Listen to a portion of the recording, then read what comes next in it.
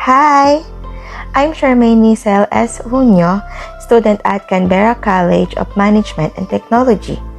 I'm taking the course of Graduate Diploma of Management Learning, and our topic is about genetic fallacy. What is genetic fallacy? The genetic fallacy is a kind of an act of accepting and believing based on its origin, even without investigating. Sample genetic fallacy. Girl 1. Don't be friends with him. His father is criminal. He is also a bad person, just like his father. Girl 2. But you haven't met him in person. He is kind and caring.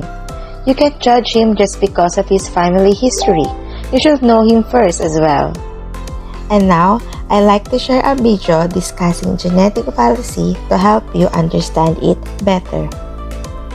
In this video, we will be discussing the genetic fallacy. The genetic fallacy occurs when a person judges an argument based solely on its origin. For example, how it began, why it began, or when it began. Let's look at some examples. How it began. You only believe that because you were brought up in a Muslim country. It is safe to say that people tend to adopt the ideas and beliefs that predominate in their respective cultures. However, identifying the cultural origin of an idea is not enough to disprove it. The idea has to be evaluated on its own terms, independent of where it comes from. Imagine someone dismissing findings of Western science by saying, "You only trust the scientific method because you grew up in the West." It may be true that you'd be less likely to trust the scientific method if you grew up in a different culture, but the scientific method should be assessed on its own merits. Why it began. You're only saying that because you want it to be true. In this case, a person's motives are being called into question.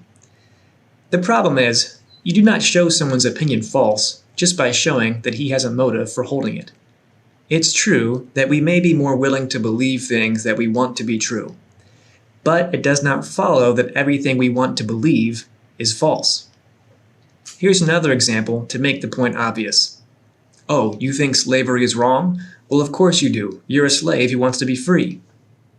Here's a case where significant personal gain is certainly involved.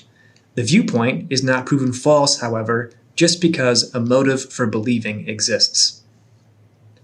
When it began. Do you really expect us to take these Bronze Age beliefs seriously? Here the speaker is discrediting a claim or belief just because it has been around for a long time or first arose a long time ago. Yet both good and bad ideas can be formed at any point in time, and simply identifying the idea's time of origin is not an argument against it. What would you make of this objection? You believe in gravity? Good grief, that idea is centuries old. Ideas and arguments are not proven false just because they are proven old. As you can see, an argument can be true regardless of how, why, or when it originated. Sigmund Freud believed that religious ideas are illusions that boil down to wish fulfillment. He pointed out that belief in a powerful, benevolent Father God allays basic human fears. Essentially, the idea is that people only believe in God because they want a God to exist. Although this was not necessarily what Freud himself was doing, some might employ Freud's explanation as an argument against religious claims. To do so is to commit the genetic fallacy. The truth or falsehood of Freud's thinking is not what is at issue here. The principle to see is that the idea of religious belief as wish fulfillment is not an argument against religious claims. It is an explanation of why someone might hold them. In other words, the question, does God exist, is a separate question from why do people believe in God? Freud's quote is addressing the latter question, but not the former. Why people come to hold the beliefs they hold can be an interesting question, but it is a separate question from whether or not those beliefs are accurate or true. We mustn't confuse psychological reasons for beliefs with logical ones.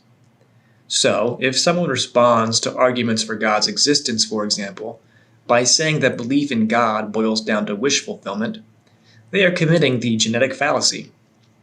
The same would be true of someone responding to arguments in favor of atheism by saying that people are atheists because they do not want a God to exist. It's safe to assume that some people are inclined to believe in God because they want God to exist, and some people are disinclined to believe in God because they do not want God to exist. Acknowledging the existence of these two groups of people does nothing to settle the question, does God exist? So remember, establishing a cause to a belief is not the same thing as refuting that belief. Here we have a man who believes he is immortal. Any refutation of this belief that only refers to the cause of it fails to address the argument being made. As a matter of fact, all these statements could be true, and the belief would still hold because the argument is sound. To refute it, one would have to show that not all humans are mortal, that the speaker is not a human, or both. Watch out for people confusing causes for reasons, and now I want to share with you my personal experience of genetic fallacy. My spouse and I experienced a genetic fallacy before. Back then, my parents didn't like him because his parents were separated and his father was a womanizer. My parents said that he is also a womanizer, just like his father. They didn't accept him before to court me. But he didn't give up and he always proved himself to my parents. He used to come to our house every day to make some efforts, proving his love and his pure intention for me. He also helped me with household chores, even though he was frowned upon by my mother and ignored by my father. He continued to persist in winning them over. After half a year of perseverance, efforts, and sacrifices, Jomar and I were finally allowed by my parents to be in a relationship. After being in a relationship as a couple for 8 years, Jomar proposed to me and on January 21, 2023, we got married. To avoid a genetic fallacy, don't judge something or someone just because of their history or its origin. Instead, look at its own qualities and how it works now. It is always better to investigate first to determine the truth. Don't let its past influence your judgment. That, ladies and gentlemen, was what I wanted to share with you. Again, I'm Sharmaine S. Junio, a student at Canberra College of Management and Technology, taking the course of Graduate Diploma of Management Learning. Thank you.